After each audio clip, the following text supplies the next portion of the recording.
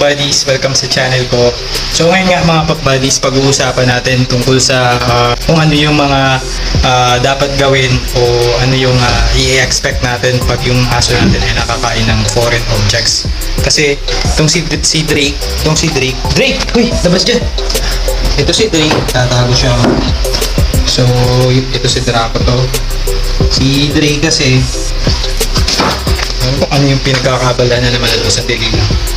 So yun, wala naman siyang pinagkakabalahan. So yun lang talaga magtago dyan.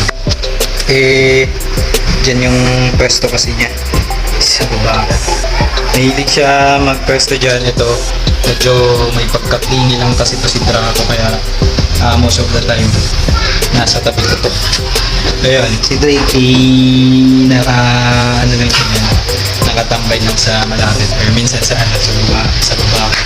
So yun, balik tayo mga Pop-Buddies. Pag-usapan nga natin ano yung i-expect natin pag tulad ng nangyari kanina. Ito si Drake, nakakain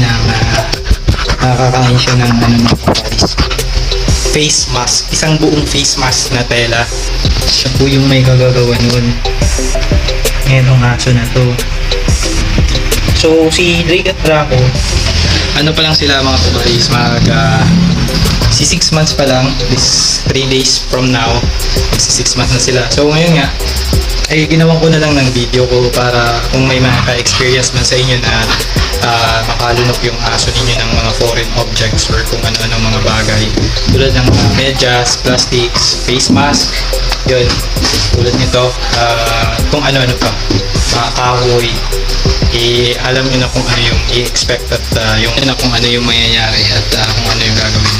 So, na-search ko nga sa Google mga Pop-Buddies. Within 48 hours daw, ilalabas naman daw nila yung nakain nila na foreign objects. At yun nga, pwedeng sa poop or pwede nilang isuka.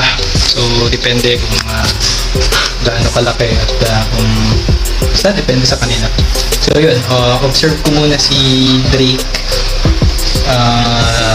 within this following 48 hours. Tapos papakita ko sa inyo kung ano yung mangyayari. Ngayon nga mga buddies, medyo natatakot ako kasi kaninang umaga pinalita sa akin ng nanay ko na si Choco. Kung napanood niyo yung video na to, yung video dyan sa taas, dito or dito, pinakilala ko sila. So andun si Choco. Namatay daw siya kaninang umaga. Pag-ising nila, hindi na gumagalaw. Pero kahapon daw, sobrang lusog pa naman at napakasigla pa ni Choco. Actually, may schedule pa nga siya na start this coming Wednesday. So, 2 days from now. Shih Tzu si Choco. At binigay lang siya sa akin. Anak ko lang, 3 years old na siya. Bigla na lang daw namatay.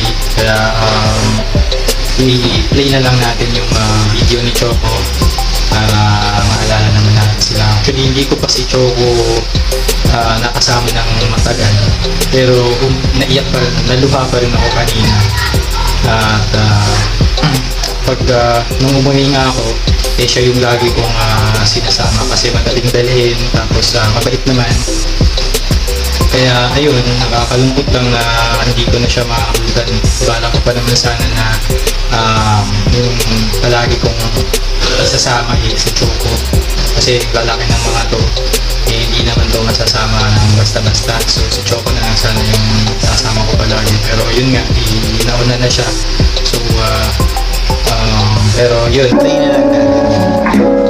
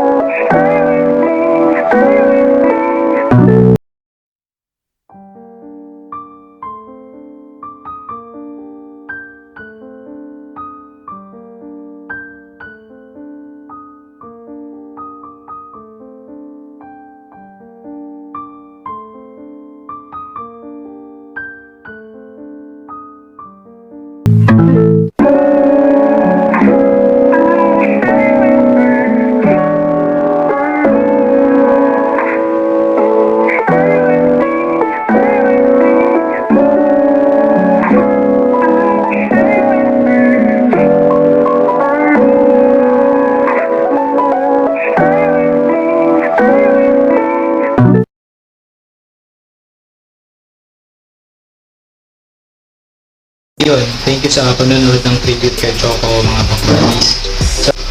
So ngayon nga, i-observe ko lang si Drake ng ilang araw, tapos pag after 48 hours tapos hindi niya pa na ilalabas yung face mask at may changes sa behavior ni Drake, so diyan ko na siya dadalhin sa vet at magtatanong na ako kung ano yung dapat gawin. Eventually. So mga pakbuddies, after 48 hours, actually within 48 hours pa nga lang nilabas na ni Drake yung face mask na nakain niya ng buo. So eto, sinuka niya to, hindi siya sumabay sa poop, hindi naman kasya sa puwetan niya, kaya eto na po yung face mask.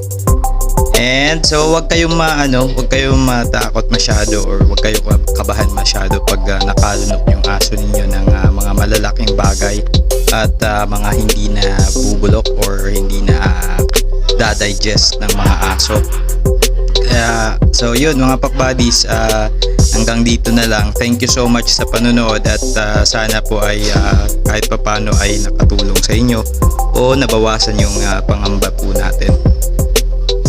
Thank you for watching, pakbuddies.